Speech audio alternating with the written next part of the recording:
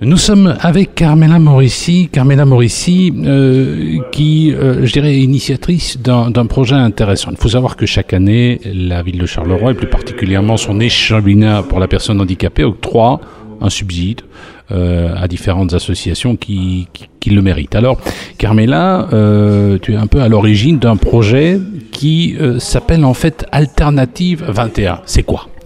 Alors Alternative 21, c'est une ASBL qui milite pour une société handicap inclus et comme son nom l'indique, je l'espère, qui propose des alternatives en matière de logement, en matière d'emploi, en matière de culture et en matière d'enseignement, puisqu'on est persuadé avec l'ASBL que la société, elle prend racine dans l'enseignement. Et donc on a lancé en septembre dernier un projet pilote pour la région de Charleroi. Plus particulièrement aussi pour la province.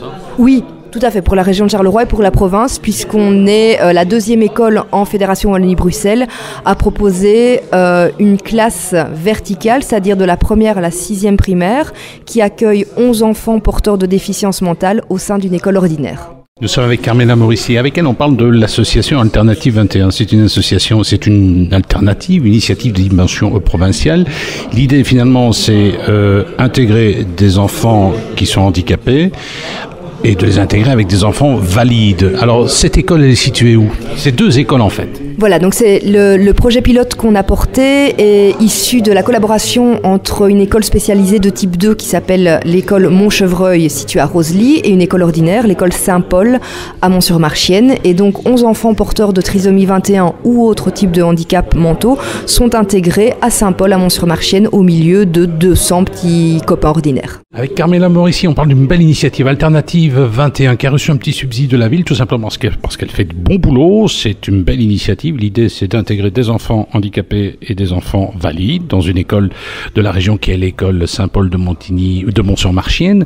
Alors, cela dit, comment ça se passe, cette intégration entre des enfants qui souffrent d'un diabète de type, pas d'un diabète, mais d'un handicap de type 2, un peu déformé là. Et c'est quoi, en fait, le type de diabète ?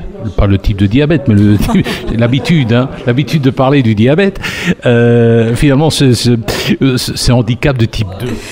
Alors moi je préfère parler d'enfants porteurs de handicap plutôt que d'enfants handicapés parce que finalement dire qu'ils sont handicapés ça la définit complètement, tandis que dire qu'ils sont porteurs de handicap c'est une de leurs caractéristiques parmi d'autres. On a de la trisomie 21 comme mon fils, on a de l'autisme, on a des troubles qui ne sont pas encore diagnostiqués, des maladies rares.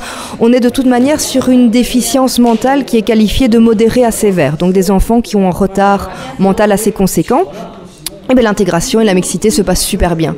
Au-delà de nos espérances, parce que les enfants, tous, qu'ils soient porteurs de handicap ou ordinaires, ont cette richesse d'être beaucoup plus spontanés. Et donc, du coup, les petits potes ordinaires de Luther ont accueilli les bras ouverts leurs nouveaux copains en s'adaptant assez facilement à leurs particularités. Luther, par exemple, ne parle pas, ben, les enfants font des gestes. Et on a beaucoup de retours positifs de la part des parents qui nous disent que c'est finalement l'occasion d'aborder au repas du soir, au repas de famille, le handicap. C'était quelque chose qu'ils ne faisaient pas facilement. Et là, ils ont les questions pleines de naïveté, de spontanéité de leurs enfants qui leur disent bah, tiens, voilà, pourquoi tel petit pote, il n'a pas exactement le même visage que moi ? Pourquoi tel petit camarade, il fait des gestes un peu bizarres ? Et donc, c'est l'occasion pour les parents de parler du handicap et de dire que finalement, la société, elle est riche de ses diversités.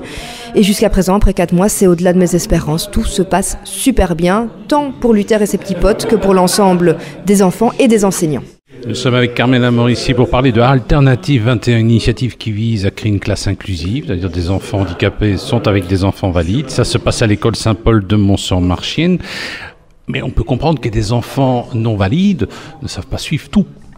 C'est pour ça qu'ils ont leur camp de base, qui est la classe verticale. Alors dans cette classe, on a pris le meilleur de ce que le spécialisé offrait, c'est-à-dire un encadrement adapté à leurs besoins spécifiques. Donc quand ils arrivent le matin, Luther, ses petits potes rentrent dans leur classe. Dans cette classe, il y a une orthopédagogue, une institutrice, une logopède, une puéricultrice, une éducatrice.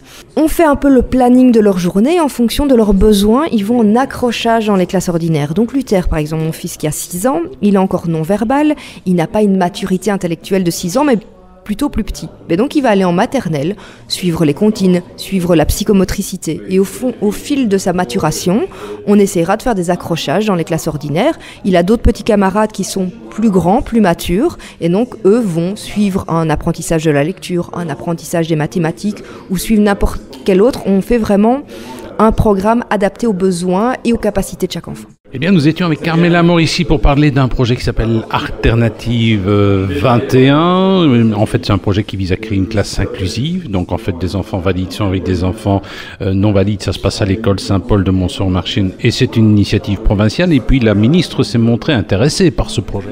Tout à fait. Nous avons eu la chance d'être inauguré officiellement par Madame la ministre de l'Enseignement, qui trouve le projet vraiment bien équilibré dans son attente et dans son attention aux enfants aussi bien porteurs de déficience que les autres, et elle espère, et en tout cas elle a appelé de ses voeux à la création de 5 autres écoles d'ici septembre de l'année prochaine. Ça va, en tout cas merci. Et vous avez reçu un subside de 7 229 € et 25 cents. Que vous allez faire avec les 25 cents? Avec les 25 cents, on va coller des timbres.